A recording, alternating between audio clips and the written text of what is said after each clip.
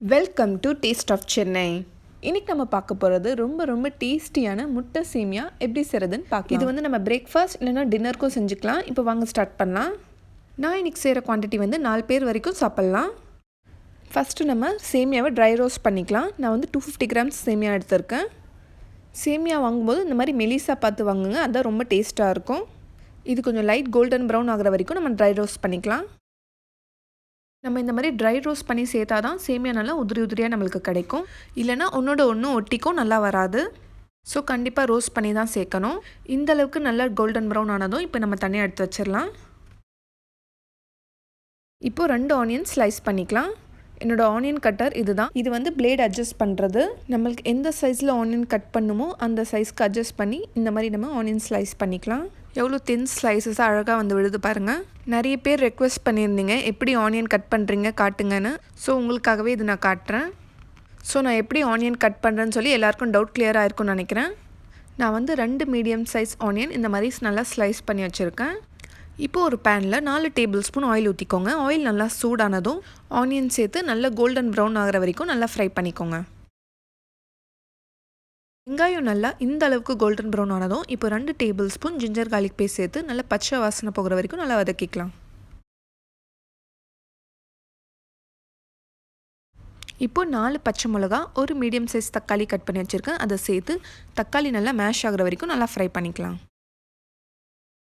தக்காளி ஓரளவுக்கு நல்லா மசிஞ்சதும் இப்போது 1/4 டீஸ்பூன் மஞ்சள் தூள், 2 டீஸ்பூன் மிளகாய் தூள், 1/4 டீஸ்பூன் கரம் மசாலா.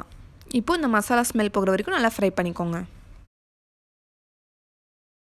இப்போது தேவையான அளவு உப்பும் சேர்த்துக்கலாம். உப்பு கரெக்டாக சேர்க்கணும். ஏன்னா முட்டை சேமியாவுக்கு கொஞ்சம் உப்பு கம்மியாக இருந்தாலும் அது ஒரு மாதிரி சப்புன்னு இருக்க மாதிரி இருக்கும். ஸோ கரெக்டாக சேர்த்துக்கோங்க. இப்போது 250 கிராம் சேமியாவுக்கு நான் ஒரு 500 ml வாட்டர் சேர்க்குறேன். நம்ம சேமியா ரோஸ்ட் பண்ணி சேர்க்குறதால கொஞ்சம் தண்ணி அதிகமாகவே தேவைப்படும். சப்போஸ் தண்ணி அதிகமானாலும் சேமியா குழஞ்சி போகாது. ஏன்னா நம்ம சேமியாவை நல்லா ரோஸ்ட் பண்ணிட்டோம்.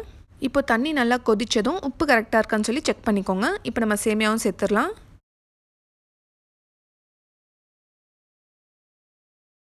இப்போ இதை நல்லா மிக்ஸ் பண்ணிவிட்டு கொஞ்சமாக கொத்தமல்லி தழையும் சேர்த்துக்கோங்க. இப்போ இதை மூடி வச்சு ஒரு 5 மினிட்ஸ் குக் பண்ணிக்கலாம். இப்போ ஓப்பன் பண்ணி பார்க்கலாம். சேமியா ஓரளவுக்கு வெந்ததும் இப்போ நம்ம முட்டையை சேர்த்துக்கலாம். நான் 3 முட்டை சேர்க்குறேன்.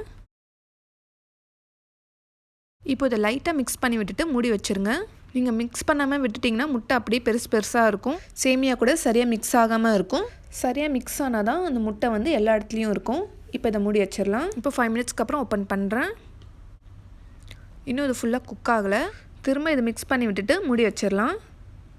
இது ஒரு 10 மினிட்ஸ் சிம்மில் வச்சுட்டு ஆஃப் பண்ணிடுங்க.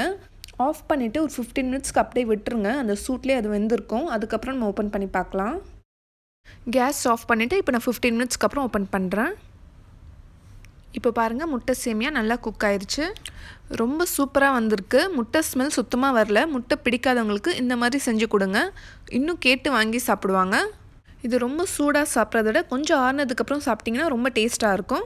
சேமியா நம்ம நல்லா ரோஸ்ட் பண்ணி சேர்த்ததால நல்லா உதிரியாக நல்லா வந்திருக்கு. வீட்டுக்கு யாராச்சும் கெஸ்ட் வந்தால் கூட ரொம்ப குயிக்காக நம்ம இதை செஞ்சிடலாம். கிட்ஸ் லஞ்ச் பாக்ஸ்க்கும் நம்ம இது கொடுத்து அனுப்பலாம். அவங்களுக்கு கண்டிப்பாக ரொம்ப பிடிக்கும்.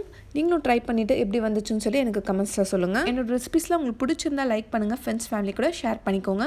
இந்த மாதிரி டிஃப்ரெண்ட்டான ரெசிபீஸ் நீங்கள் தொடர்ந்து பார்க்கணுன்னா எங்கள் சேனல் டேஸ்ட் ஆஃப் சென்னையை மறக்காமல் சப்ஸ்கிரைப் பண்ணுங்கள். நாளைக்கு வேறு ஒரு இன்ட்ரெஸ்டிங்கான ரெசிபியில் சந்திப்போம். தேங்க்யூ ஸோ மச் ஃபார் வாட்சிங்.